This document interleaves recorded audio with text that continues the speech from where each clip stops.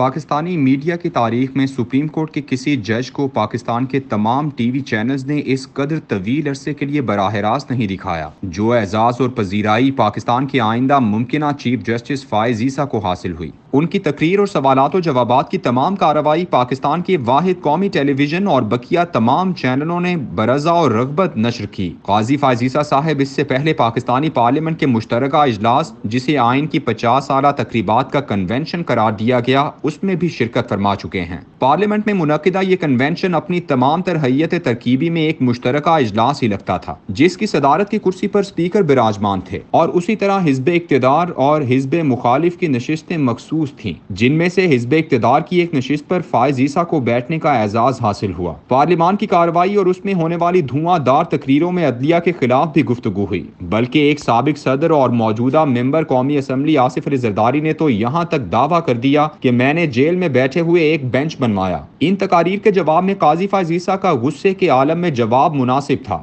اور انہوں نے خاص طور پر اس کا بھی ذکر کیا کہ انہیں کنونشن کا کہہ کر بلایا گیا تھا اور بتایا گیا تھا کہ وہاں سیاسی تقریریں نہیں ہوں گی، لیکن پارلیمان کے ان معزز اراکین نے ایک معزز جج سے وعدہ خلافی کی جس پر باقاعدہ سپریم کورٹ کی طرف سے تحریری وضاحت کی گئی۔ یوں فائز عیسیٰ صاحب کے سامنے سیاستدانوں کی وعدہ خلافی ایک تازہ واقعہ تھی۔ قاضی فائز عیسیٰ جس وقت اسلام آباد یونیورسٹی میں پاکستان کی تاریخ کے مختلف کرداروں پر گفتگو کر رہے تھے، پاکستان کی سپریم کورٹ اپنے فیصلوں سے ایک تاریخ رقم کر رہی تھی۔ یہ فیصلے پاکستان کی آئندہ مستقبل کی بنیاد رکھیں گے۔ جسٹس قاضی فائز عیسیٰ نے سیاستدانوں سے صرف نظر کرتے ہوئے انتہائی سادگی سے پاکستان کی تمام خرابیوں کی بنیاد جسٹس منیر کے فیصلے کو قرار دیا، جس نے مارشل لاء کو جائز قرار دیا، اور پھر انہوں نے بار بار کے مارشل لاء کے ادوار اور عدالتی فیصلوں کو پاکستان کے زوال کا ذمہ دار ٹھہرایا۔ تاریخ کو ایسے یک طرفہ زاویے سے دیکھنے کے عمل نے ہی ہمارے تجزیے کی بینائی چھین رکھی ہے۔ ایک گروہ صرف بندوق بردار لوگوں کو قصوروار ٹھہراتا ہے تو دوسرا سیاستدانوں کی خرابیوں اور ملک کو مکمل تباہی کے دہانے پر لا کھڑا کرنے کو آمرانہ اقدامات کا جواز گردانتا ہے، لیکن عدلیہ کی جانب دونوں ہی اپنے تیر چلاتے نظر آتے ہیں۔ یوں لگتا ہے جیسے پاکستان میں جج آسمان سے اتارے گئے تھے جن کے چاروں طرف فرشتے مضبوط پہرے دار کے طور پر مقرر تھے، اور وہ بلا خوف فیصلے کرنے میں آزاد تھے۔ جسٹس منیر کے پاس مقدمہ آنے سے پہلے پاکستان کی 3 اہم طاقتیں فوج، بیوروکریسی اور سیاستدان اقتدار کی بندر بانٹ میں باہم شیر و شکر ہو چکے تھے، جبکہ چوتھا ستون میڈیا بھی انہی کا ہم نوا تھا۔ نہ صرف پاکستانی میڈیا بلکہ برطانوی آزاد میڈیا بھی ان کی حمایت میں شامل تھا۔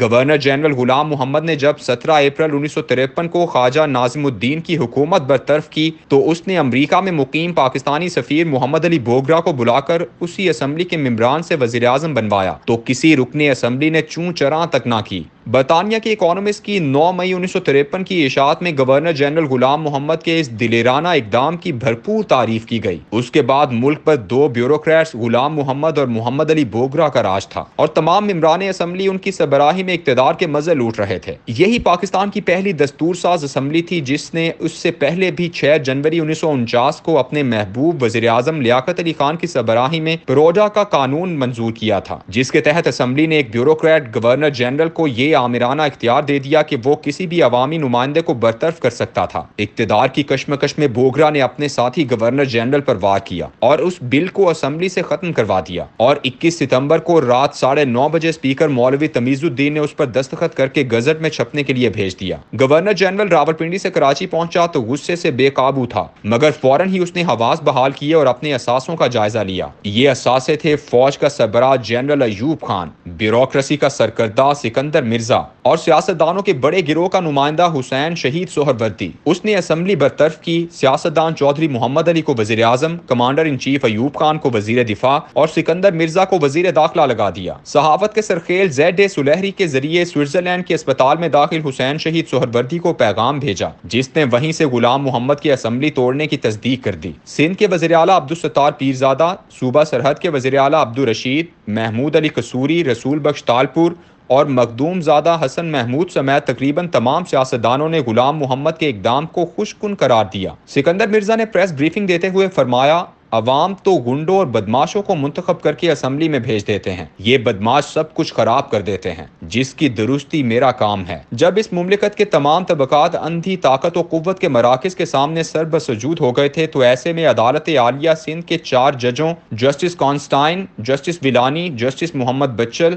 اور جسٹس محمد بخش کا کردار وہ روشن باب ہے جس سے تاریخ تاابد روشن رہے گی، جنہوں نے ایک بڑے سیاستدان چودھری محمد علی کی سربراہی میں بننے والی حکومت، سول و ملٹری بیوروکریسی، یہاں تک کہ میڈیا کی بے پناہ قوتوں کے مقابلے میں گورنر جنرل کے اقدام کو غلط قرار دیا اور سیاستدانوں کے نمائندہ وزیر اعظم چودھری محمد علی کو کام کرنے سے روک دیا۔ 14 اگست 1947 میں قائم ہونے والی یہ اسمبلی، جس نے 7 سال اپنا بنیادی کام یعنی دستور تک نہیں بنایا، ایک آزاد مملکت کی سپاہ کی قیادت امریکہ کی اشیر بات سے ایک جرنیل کو سونپی، بیوروکریسی کو اپنے سروں پر بٹھایا اور آزاد ملک کو 1935 کے ایکٹ کے تحت تاج برطانیہ کا کئی سال تک قانونی غلام رکھا۔ ایسے ماحول میں آپ سمجھتے ہیں کہ صرف جسٹس منیر کا ایک فیصلہ ہی اس ساری تباہی کا ذمہ دار ہے جو اس نے 1958 میں ایوب کے مارشل لاء کے حق میں دیا تھا؟ یقیناً یہ ایک بدترین فیصلہ تھا، لیکن کیا ایوب خان، یحییٰ خان، ضیاء الحق اور پرویز مشرف کے تمام آمرانہ اقدامات کی توثیق پاکستان کے منتخب نمائندوں نے اسمبلیوں سے آئین میں ترامیم کر کے نہیں کی؟ کیا یہی سیاستدان نہیں تھے جو ان کے دست و بازو بنتے رہے؟ ایوب خان کے لیے ذوالفقار علی بھٹو، ضیاء الحق کے لیے نواز شریف اور پرویز مشرف کے لیے چودھری شجاعت، اور ان تینوں کے ہم نوا سیاستدانوں کے جوک در جوک گروہ تھے جنہوں نے مارشل لاء کی مضبوطی کے لیے اپنے کندھے ایک ستون کی صورت فراہم کیے۔ یہی سیاستدان تھے جنہوں نے ایک دوسرے کی اسمبلیوں کی برطرفی اور مارشل لاء لگانے پر مٹھائیاں بانٹیں۔ مشرف کے مارشل لاء پر بے نظیر کا وہ مضحکہ خیز بیان تاریخ کا حصہ ہے جس میں اس نے کہا تھا کہ میں ایک سول عامر پر فوجی عامر کو ترجیح دیتی ہوں۔ ایسے میں وہ عدلیہ جس کے ججوں کا انتخاب انہی سیاستدانوں اور فوجی جرنیلوں نے اپنے اپنے مقاصد کی تکمیل کے لیے کیا تھا، اور سب نے اپنے اپنے گروہ کے ججوں سے عدالتوں پر قبضہ کرنے کی مسلسل کوشش کی تھی۔ آپ اس ماحول میں اگر صرف عدلیہ کو ذمہ دار ٹھہرائیں گے تو یہ تاریخ کو بیان کرنے کا وہ یک رخ انداز ہے جسے اس ملک میں ہر کسی نے اختیار کر رکھا ہے۔ یہی وجہ ہے کہ یہاں آزادانہ تجزیہ ہوتا ہے اور نہ آزادانہ الیکشن۔